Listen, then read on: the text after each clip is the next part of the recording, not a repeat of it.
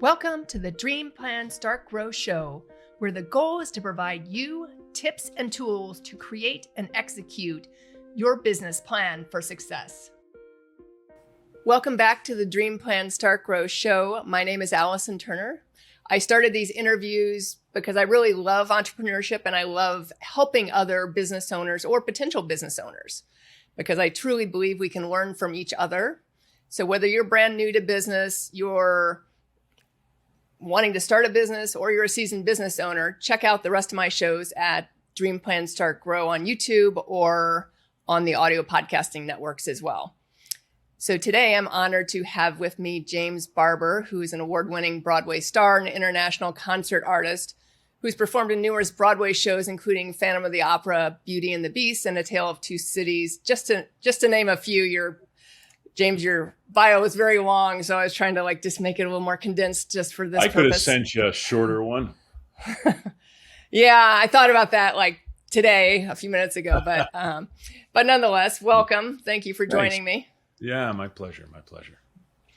So how did you decide you wanted to be, maybe you didn't decide you wanted to be on Broadway, but how did you decide you wanted to be, a singer, actor, and move towards this direction? Interesting question. I get asked that a lot. I had no plans to do what I'm doing. My goal was I always wanted to adventure. I had always had this proclivity and this love for travel, for space. I thought about going into aerospace and becoming an astronaut. I've thought about the military and traveling. I thought about becoming an archaeologist, an oceanographer. Those are the things that always got my blood running, the discovery of new things or the discovery of old things that have yet to be found. So that's really where my focus was. And the truth is that I went to a school that was outside of my neighborhood. I went to a private school when I was younger. So I didn't know no one in my neighborhood growing up. Wow. So ironically enough, when I eventually went to the schools in my neighborhood, people were like, did you just move here? I'm like, no, I've been here my whole life, and I was like 13, But what I used to do was if I wasn't with my friends out in, the other cities where they lived, I had about an acre and a half of woods in my backyard. So I used to go out in my backyard and pretend I was in all these different places as a kid. So, that's really how the journey started. I would start discovering and learning and playing and going to these different places in my mind.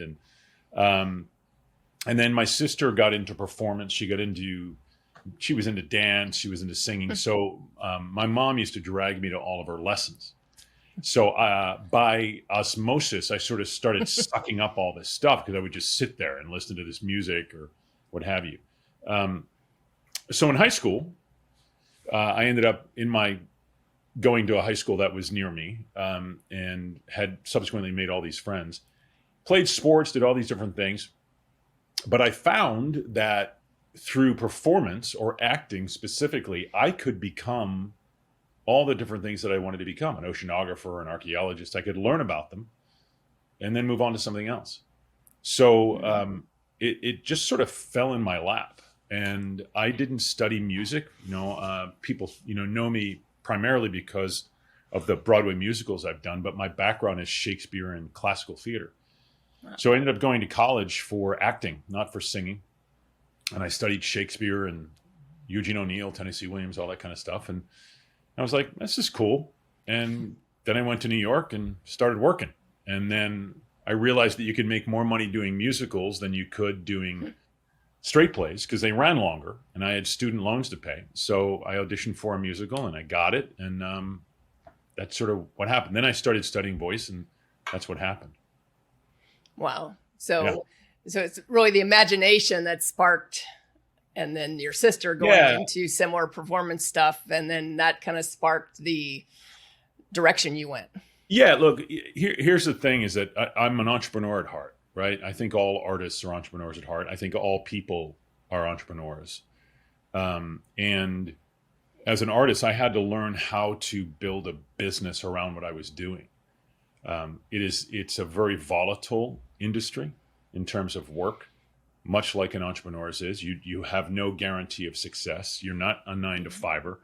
You are not on a paycheck. You're not like, hey, I've got this job. I'm working at this company. And if I work really hard, then I'll move up and up and up and I have job security. That's not what it is.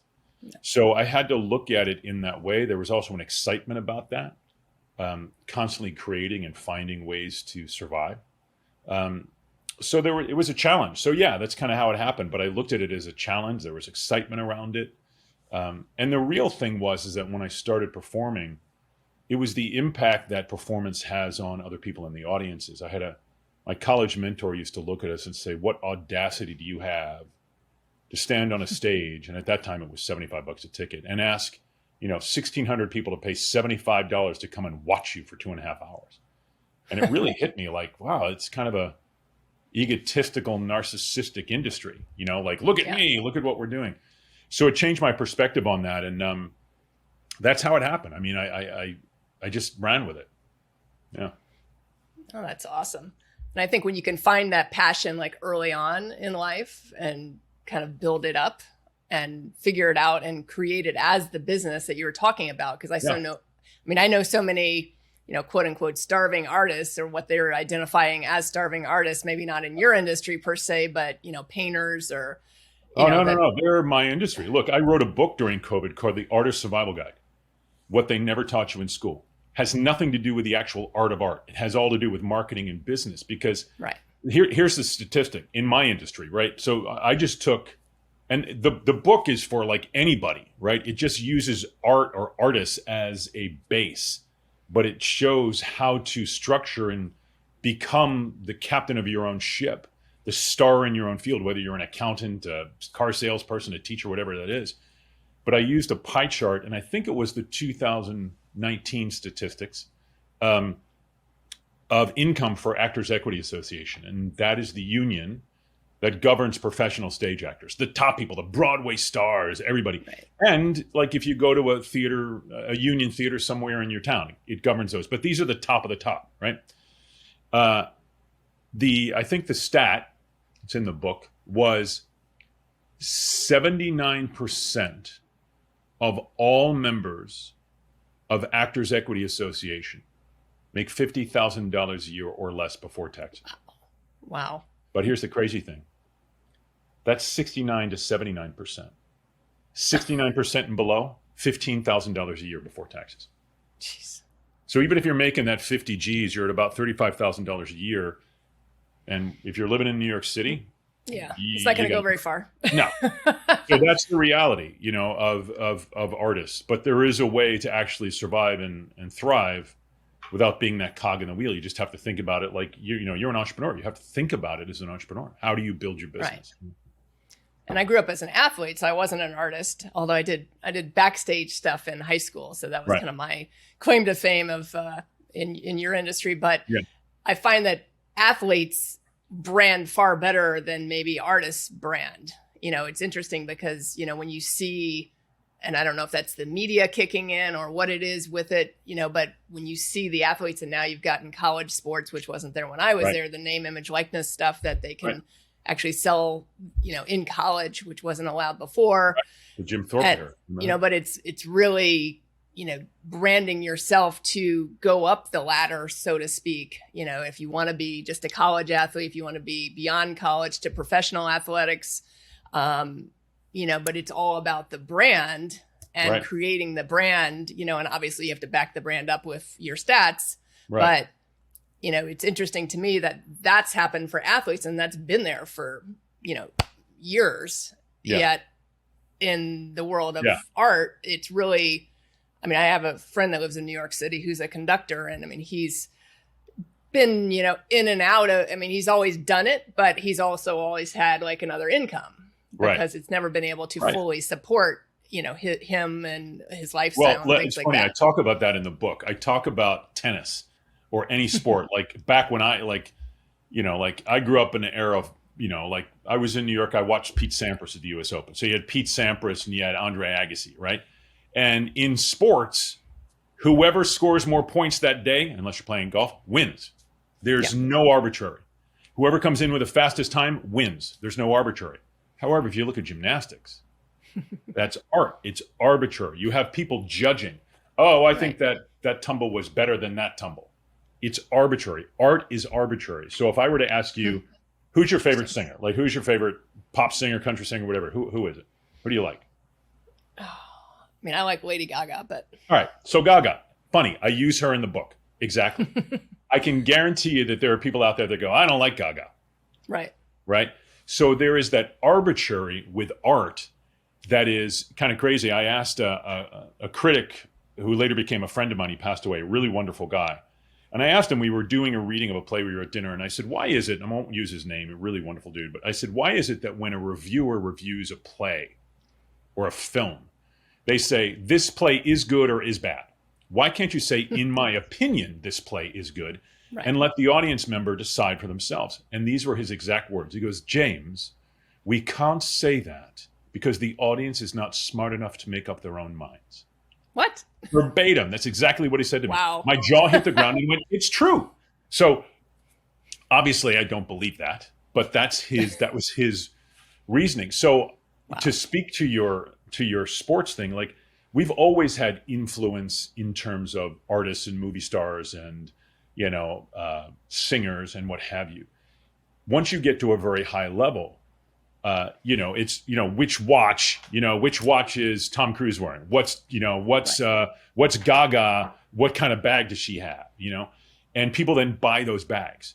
That's why you see prominent movie stars and television stars on all the advertisements, because they carry weight, they carry influence.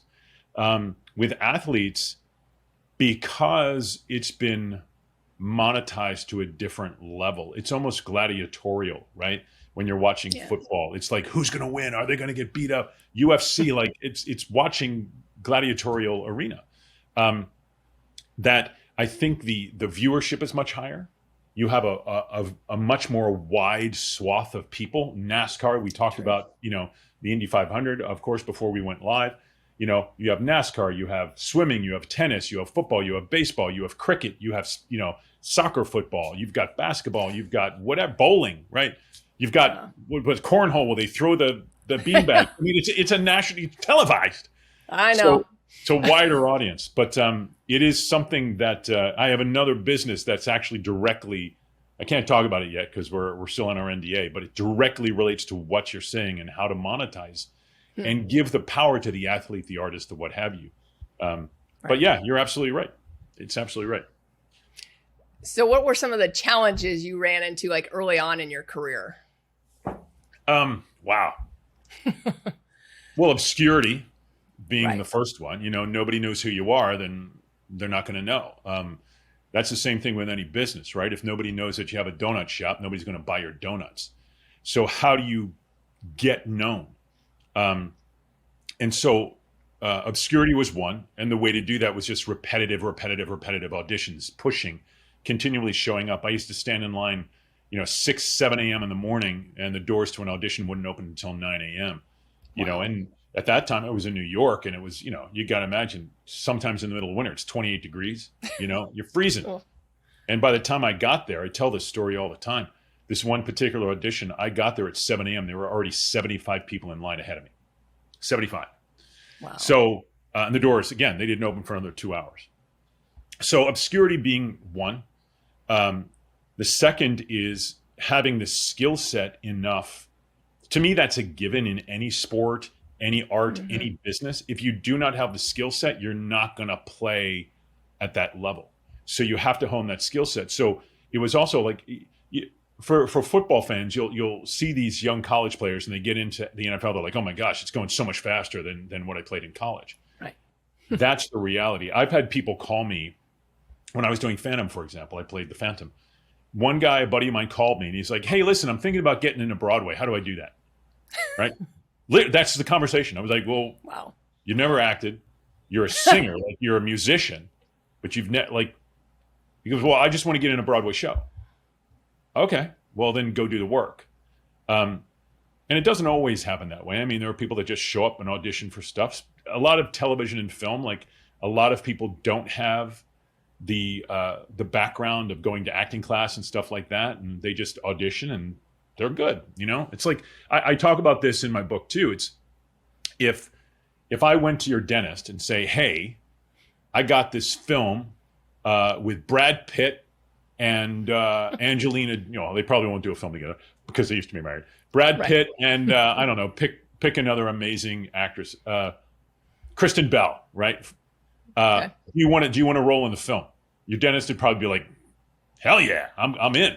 Know. But if I went to you and say, hey, listen, you got to do this root canal.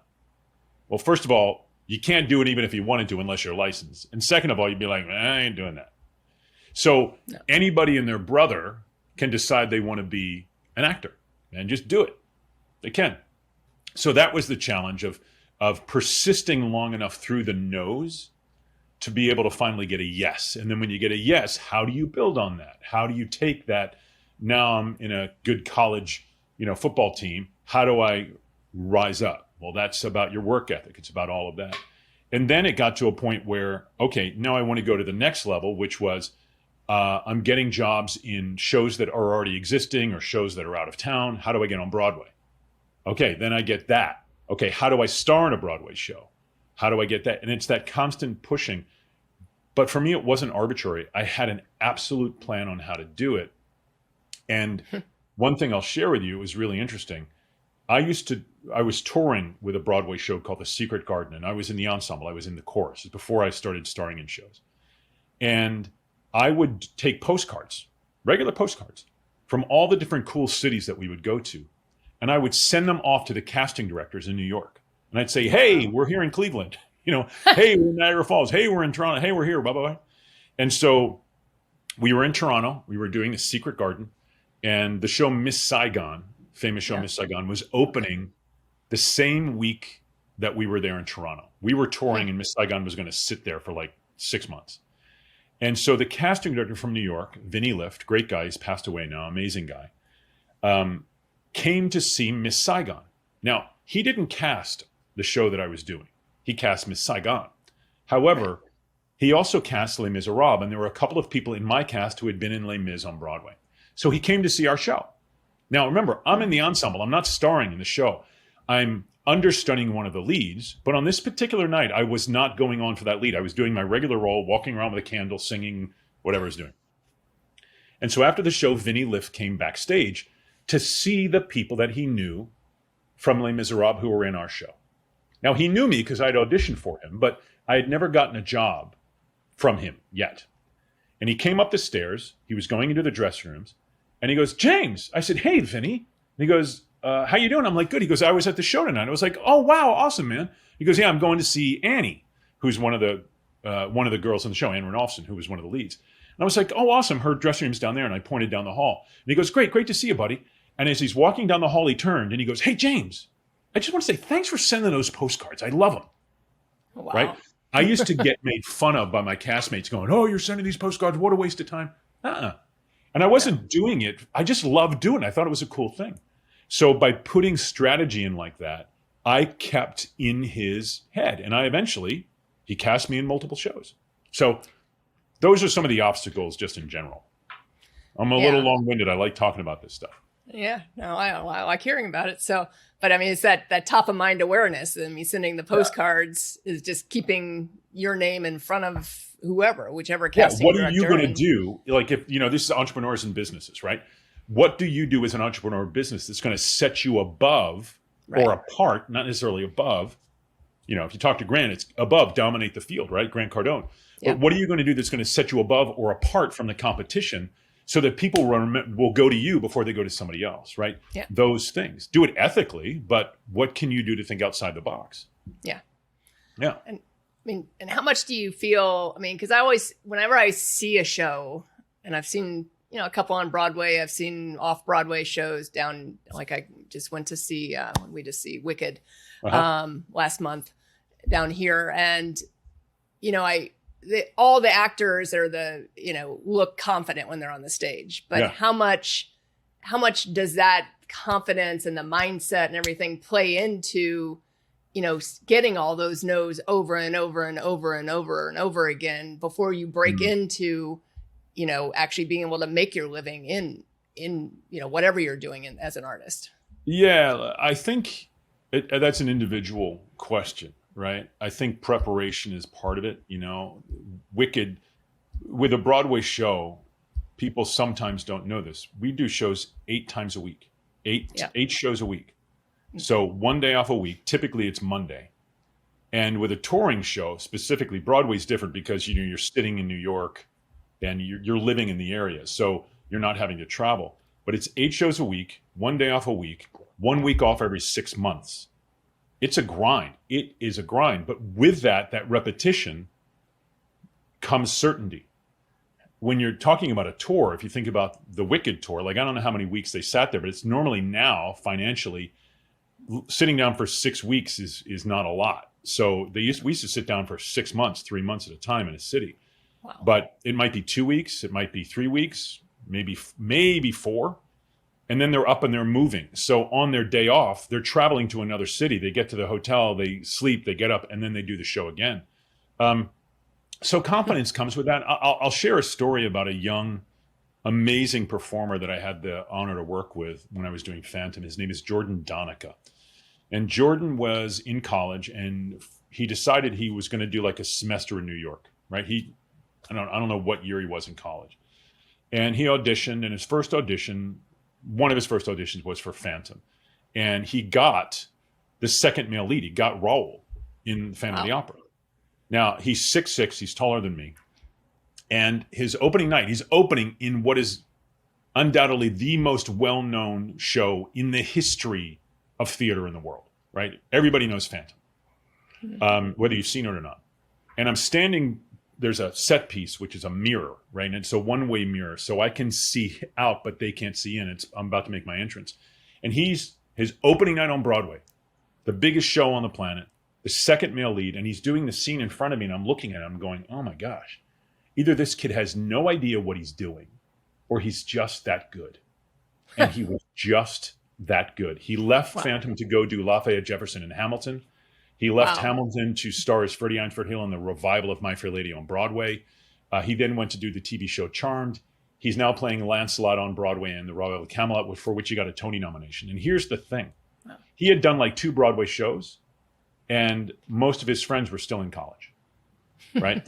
So there's a confidence that comes with just knowing what you know and being prepared. I think preparation has a lot. I think it's 99% of it. But it's also, I still get nervous, like I'll go out to do something brand new, or I'm in a big venue. If I'm singing a new song or I'm doing something else, speaking, not so much on my own stuff because it's my material. But if it's someone else's material, I have to make sure that I'm doing it properly. So there you go. Well, that makes sense. So obviously when you're on Broadway, you stay in a show for X amount of time, whether it's the length of a show, or I know Phantom of the Opera, I think you were on there for a couple of years as the Phantom. Yeah. So what do you do like as a artist between shows? So like when you either choose to leave, the show ends, whatever it is, obviously you're still maybe going after the next show, but most people are probably not going to just like stop one show and like get another one next week. So, from financial standpoints, like what's the best thing, so if someone was either an artist or, because I think this translates directly into entrepreneurship as well, if you own a business, because there's always lulls in business. Sure. And, have the dips, and you may still be quote unquote working, but, maybe it's not the same revenue because it's a slow season or whatever it is. Right. What do you personally do, once you finish something and then before you're getting that next gig? Yeah. So I got to a unique spot where I really didn't have a lot of downtime between jobs, which, I was grateful for. But I made a transition. I looked at theater, like television and film. If you do a TV show and you leave that TV show and you're a regular on that TV show, say like, I don't know, Riverdale, the TV show Riverdale, or even like what was called The Good Witch. I have a friend that was in that show. When that show finished, when that ended, she was one of the leads of the series. She's still making money from that show because it has reruns. It runs and runs and runs. Yep. Theater is not that way. No. The minute I leave a show or it closes, there's no income unless you're part of the production team or you have a deal where you're making money. Like if you create a show and you do the role and you make a deal that, hey, when I leave the show, I still get a percentage of ticket sales. Very rare. So most actors are looking for that next job. That's where that phrase starving artist comes in, right? And I was going to call my book, it was going to say starving artist, and I was going to have starving crossed out and do thriving artist, but I changed it.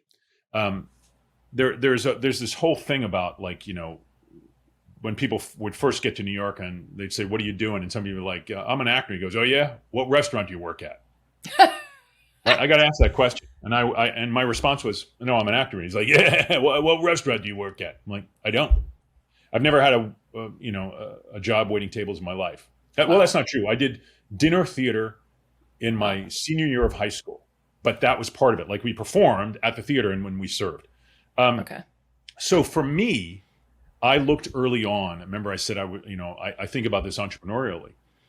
I looked early on at the need to have residual income. So I have television and film credits, so I make money from television and film, but it's not sustaining. It's not hundreds of thousands of dollars. I can't, raise my family on that. So I started other ventures, and mostly ventures on communication. As you know, because we've spoken about it, you've heard me speak. I've spoken on Grant Cardone's 10X Growth Con, Russell Brunson's ClickFunnels stage, Investment Fund Secret stage. So I go out and I speak a lot, and I sing and I speak and I talk about motivation, communication, and the power of speaking from a stage. I've been on stage in front of over 200 million people live in my career, and have been on stage. So I know how to effectively help people learn to communicate. And that turned into a business, and it turned into the creation of a brand called Star Power. As you know, I've been at multiple events with Ken Walls and Craig Duswalt, and then Craig and I have a brand called the Rockstar Power Speaker Program. So I have a lot of businesses outside that actually are really fulfilling, and I can reach more people than sitting in a Broadway show 8 times a week and doing that show. So for me, that's what I do. That's what the book was about. It's about how do you, and with my art, I can actually take my art and monetize that, so that when you're doing your gig, right? Let's say you're a voice teacher, or let's say you're a chiropractor, right? And you're dependent upon people coming in and coming in and coming in. Well, what happened during the pandemic is everything shut down. Yep. But if you had something online that talked about nutrition, that allowed people to stay in contact with you, you could have a 5-part video membership site that you created based upon your blue ocean, as Russell calls it, your expertise, and put that up for sale to the same people that are going out there, start doing Facebook ads, and create residual income that's going to give you money during the downtime. So that's what I do. It's a lot of fun. Yeah. And I mean, so obviously you did that, but you did that before the pandemic happened. You were already in that I'd started to speak prior to the pandemic. Like, I was on the Growth Con, while I was still doing Phantom. And so I was in the marketing world, but I've always looked at it this way. Like, early on, like, I think it was 1996, I had a newsletter. I had a thing called YSP, your mailing list, or YMP, your mailing list provider. And I created, through Front Page, way back when, a website. Wow. So I was capturing emails. I didn't know what to do with them, but I thought, there are people following me. People like what I do. So I've been capturing identities of people that follow me in a newsletter for years. And so now when I do it, like, if I do a concert, I do a Christmas concert every year in New York. I hit a button and send it an email. It's sold out within a couple hours. Yeah. And so that's the power of this. So I've been thinking about it for many, many years, but I hadn't really implemented that aspect of it, the entrepreneurial courses and the teaching, until probably right after I left Phantom. I started consulting with Ted McGrath, who's an amazing marketer. Yeah. I directed his one-man show, and I've spent so much time with him that I was ingrained in the marketing world. I'm like, wow, and Grant, when Grant came to see Phantom, he brought me his book called The Millionaire Booklet. He's like, dude, here's my book, right? Because he couldn't have a book at the time, right? Right. And it basically deconstructs how to make $1 million. You literally divide it, like, how much money do you have to make per month to make $1 million? And then it would be like, okay, how many courses do I sell at this price point to make $1 million? It's not that hard in terms of the logistics of it. It's people, I think, get stuck in the doingness, right? I talk about like the gym membership. Like how many people have a gym membership that they pay for, but they never go to the gym? You actually have to get out and do. So that's what I do. Right. No, and I mean, that's so true. You have to get out and do, because I mean, I know people that, here's the big plan, and then, oh, I'm still working on it. So it never launches because it has to be perfect before it launches. And so it just won't launch because, nothing that we launch is ever going to be 100% perfect, especially if we're the ones critiquing our own stuff. It's just not going to happen. So one of the things you said at the very beginning, which I kind of intrigued me because I hadn't heard that before, was you said, everyone is an entrepreneur or has that, I've certainly talked to people who have the 9-to-5 or whatever job they have, and they would not consider themselves an entrepreneur. They would just say, no, I don't do that. And like my mother doesn't completely understand what I do. She always asks me, like, what do you do exactly? I think she has a little bit better, understanding of what it is, but still probably only knows a little bit about it. Like if someone, said like, hey, I'm not an entrepreneur, like, what would you say to that? Because I think some of that creativity that you were talking about early on in your childhood and the dreaming and things like that, that is that entrepreneur piece. And a lot of people don't have that because they're like, okay, here's my routine. I get up, I go to work from 9 to 5, and I come home and I, play with the kids and I, blah, blah, blah. So what would you say to that? My response is this. So I did a YouTube video called What If? And I did it during Phantom. And my question, and I asked this of a couple thousand people, I said, do you have a dream? Every single one of those people said yes. And then I would ask them individually, have you achieved it? And 99.9% of the people said no. And I said, why not?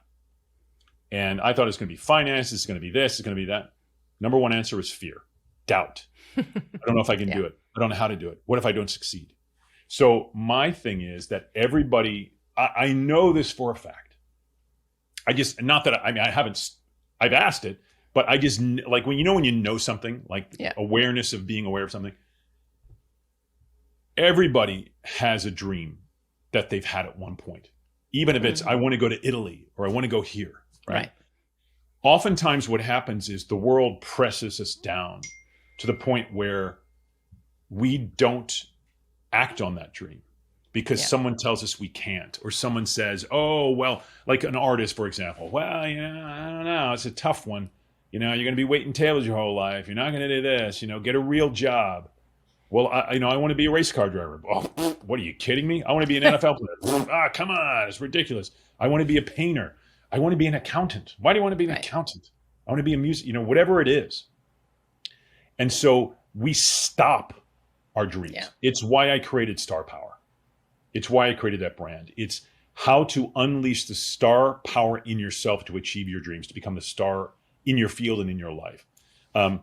Look, I have, my wife told me when we first started, dating at one point, she goes, you know what? At some point I would be content with just raising a family.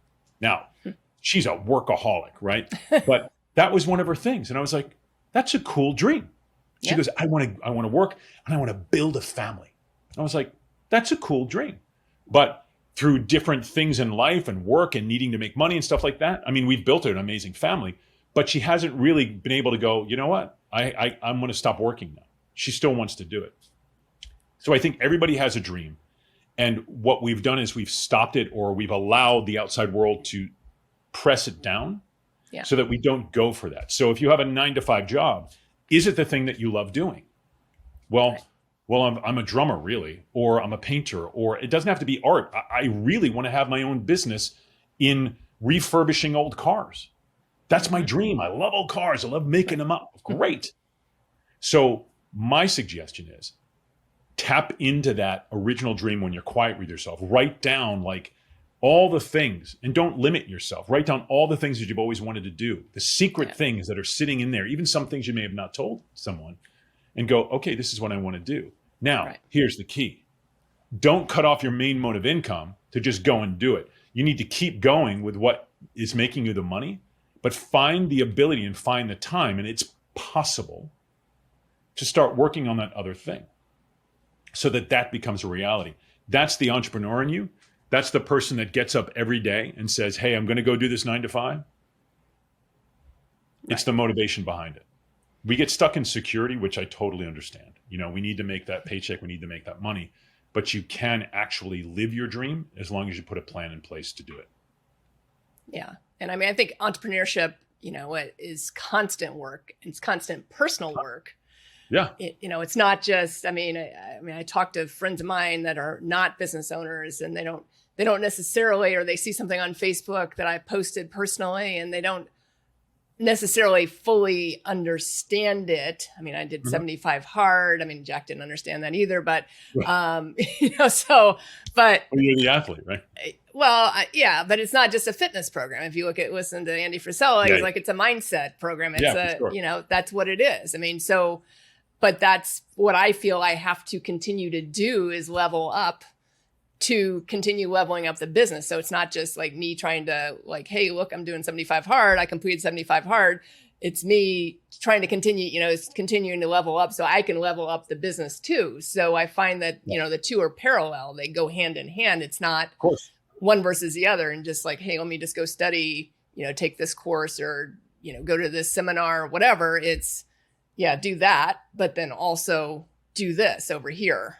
Yeah, look, it's the application of it, right? Right. I'm talking to my oldest daughter, right? And I actually spoke to both my kids about this. When the traditional education system, the one that I have multiple college degrees, which I don't use, don't use them. Understand. I mean, did I learn stuff? Yeah, great. I learned it, made a lot of friends, but I don't use algebraic math. I'm not an engineer. What I look at with education is the fact that here's some information we're shoving into your face, memorize it, and then spit it out. And if you can spit it out correctly, you'll get an A.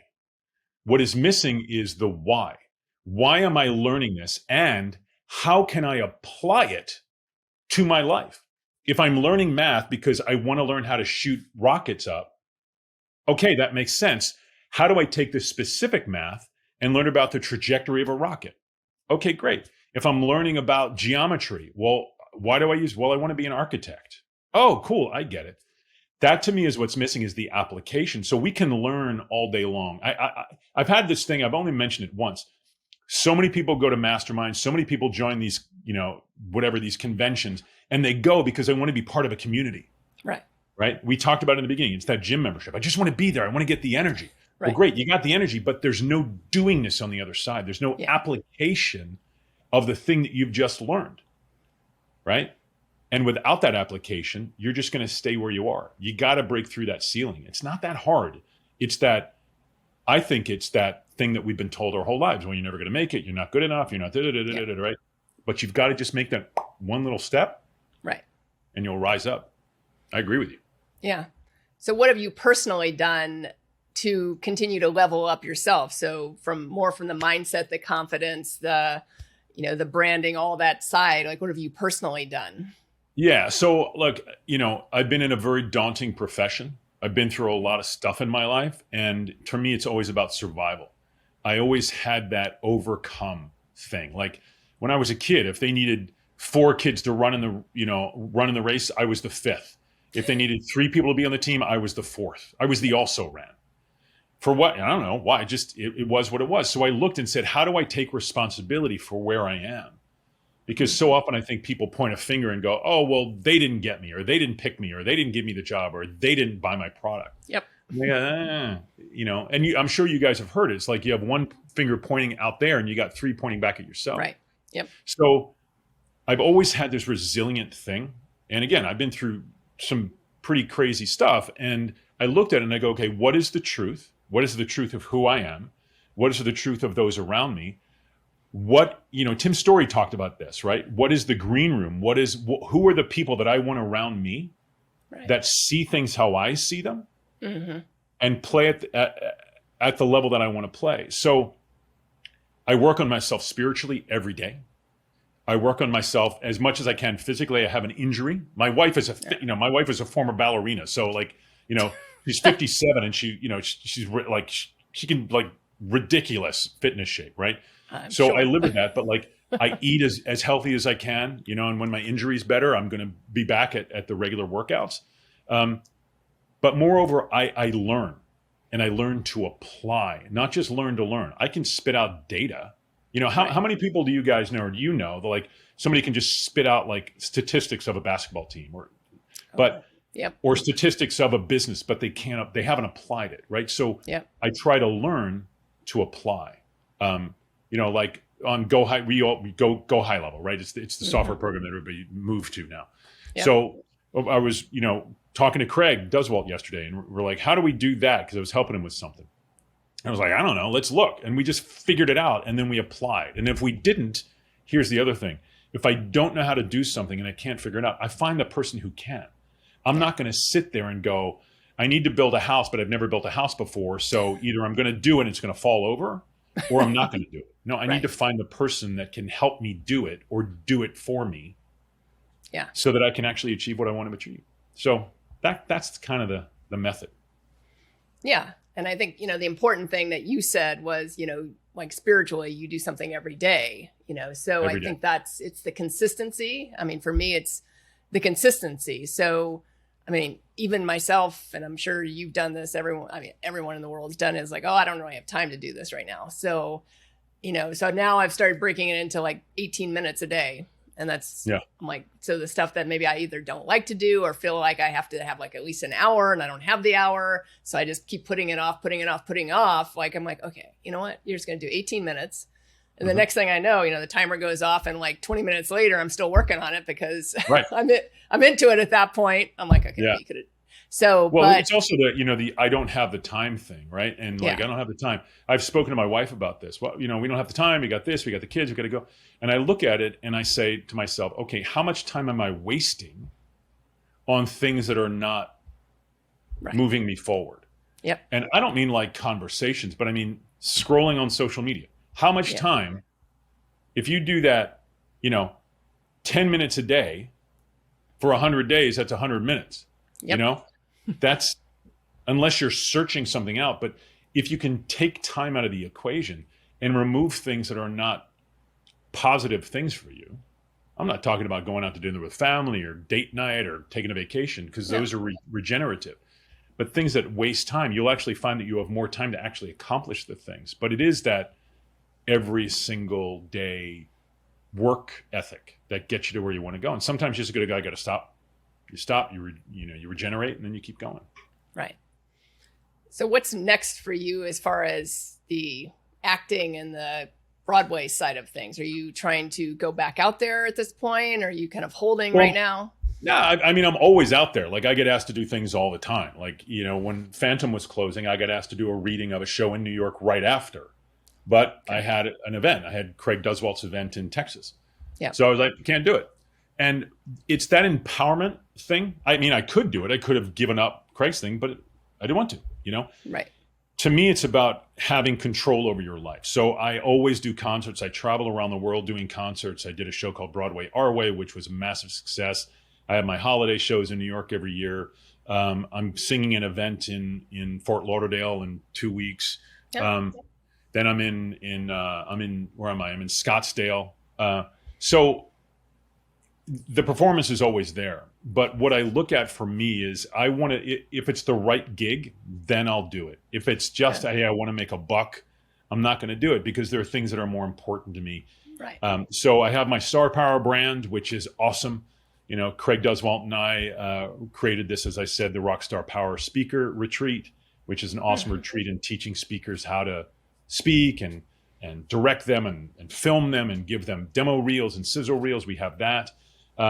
But for me, it's helping people build their brands and their livelihood, whether it's in business or in their personal lives, through my Star Power program.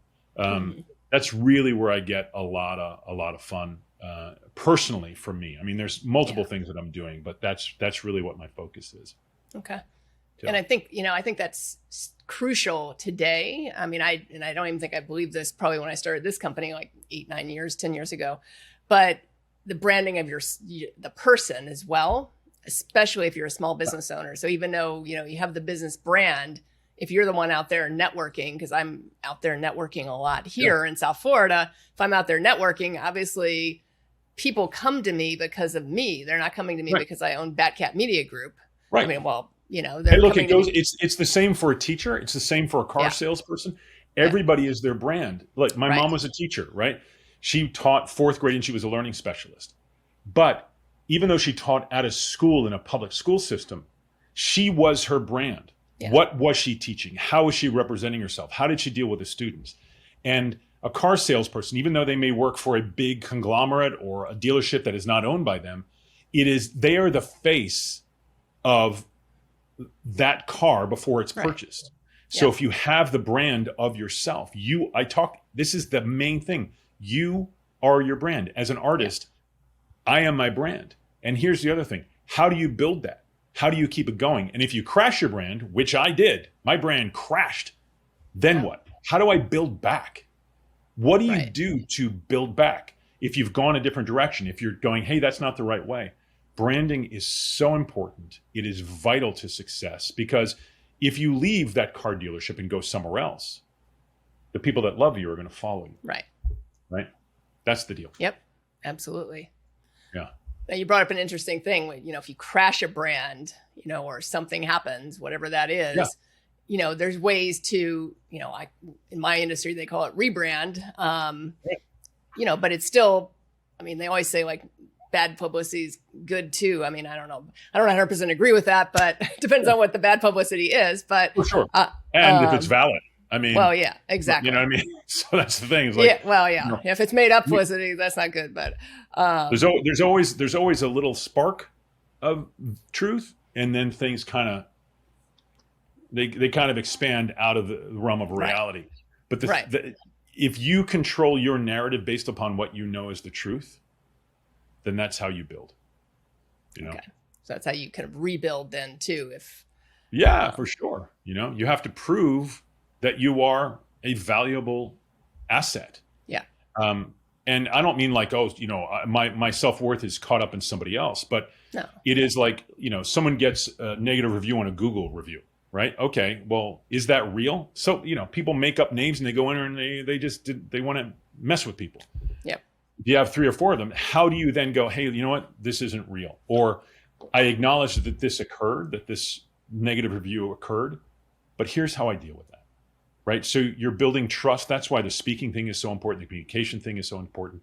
You need to build trust with your audience, whether you're a performer or a business person, so that they go, I trust you. And moreover, they'll have your back for years to come, Yeah. And they'll refer people to you. So. Yep. No, absolutely. Yeah.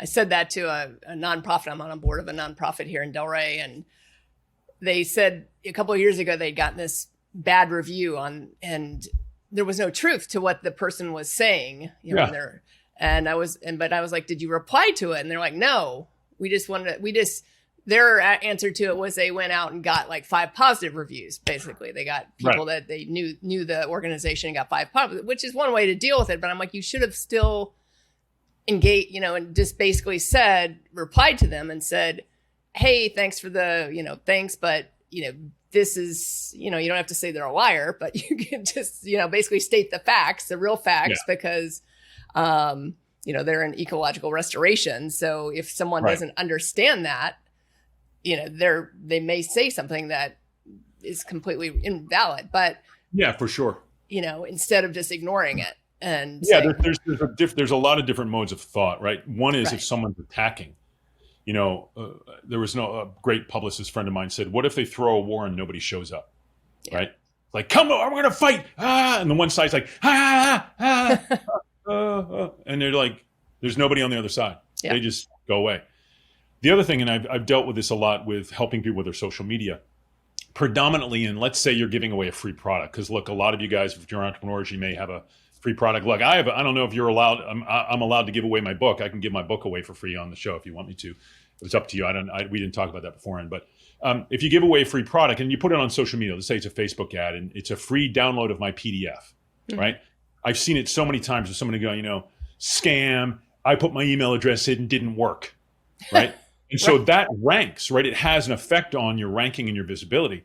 Yeah. So in those instances, I have learned to go in and it's like, hey, so sorry you didn't, and reply as the profile, not as somebody else. The profile, like, whoever the business owner is. Hey, so sorry you didn't get the PDF.